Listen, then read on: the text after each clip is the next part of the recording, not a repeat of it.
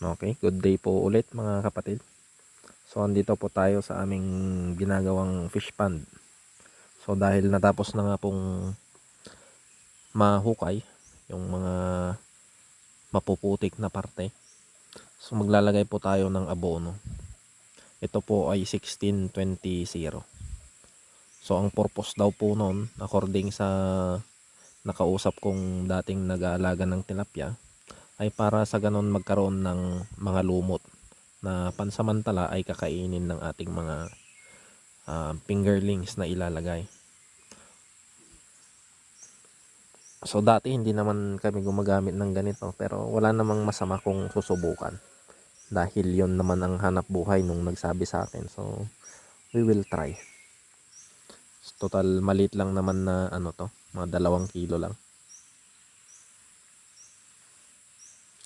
Yan, tapos na sa isa. So dito naman tayo sa kabila.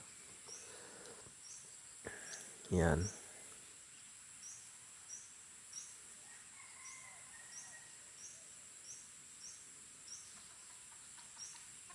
Yan, kung mapapansin nyo, may mga manok tayo din dyan na tatakbo-takbo, mga native chickens.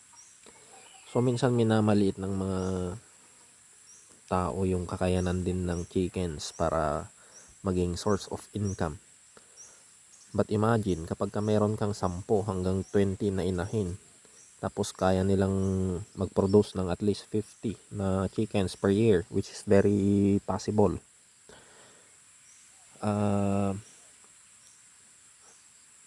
After a year, kapag may 20 ka na inahin, meron ka ng 1,000 after a year. So imagine kapag sa isang cycle, kahit kumita ka man lang ng 100 o 150 sa 1,000 manok, so that will also become a really good source of income. So pwede na din. Sa atin naman, hindi naman natin mga main na source of income. They are just our passive income habang naghihintay ng panahon. So nagtatanim-tanim tayo. So dito sa aming farm ay medyo variety yung mga nandito. Meron tayong mga pang short term gaya ng mga to, mga gulay. Meron din tayong kinuhang mga buto ng pechay para every after a month meron tayong income. Meron din tayong mga medium term. Nandyan sa taas yung mga mais.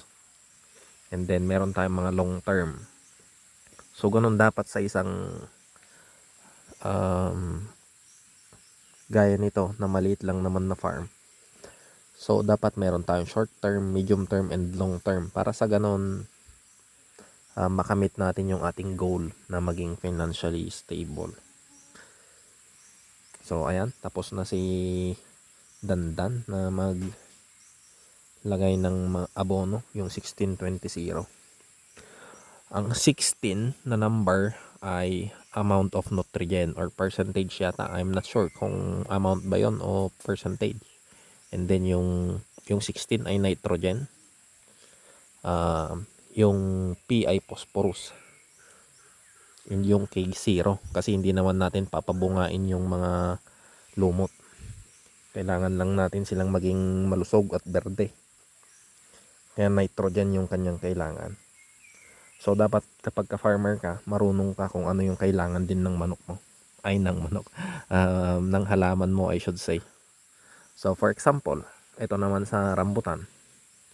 Sa ngayong season, dahil nalalapit na siyang mamunga, hindi natin kailangan ng mataas na content ng nitrogen o kaya ng phosphorus.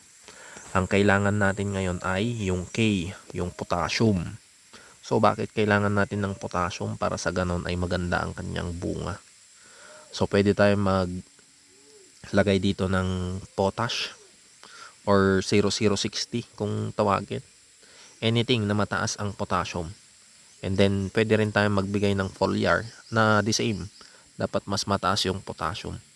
So nakadepende sa season kung ano yung ilalagay mong at kailangan ng halaman.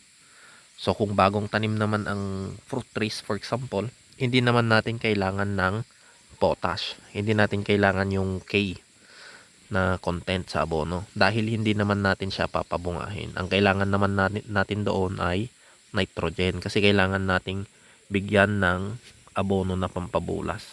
So most likely pag bagong tanim ang halaman, ang ibibigay naman natin ay urea, or kung tawagin ay 60-00, or pwede naman natin bigyan ng 16-20 na pangbasal para sa ganon ay maganda ang ugat.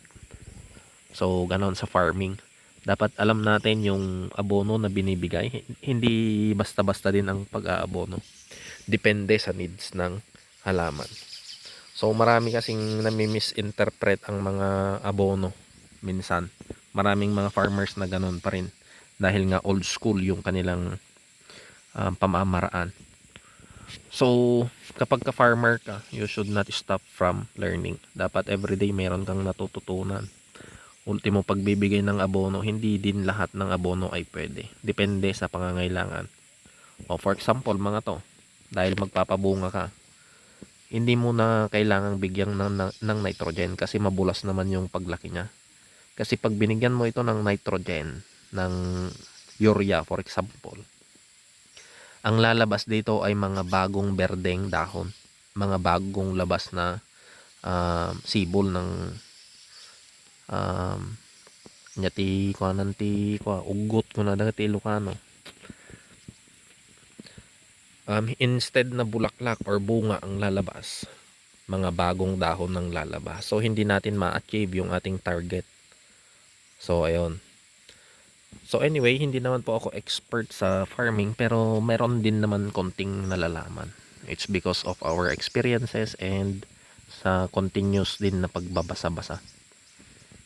So yun lang. Thank you.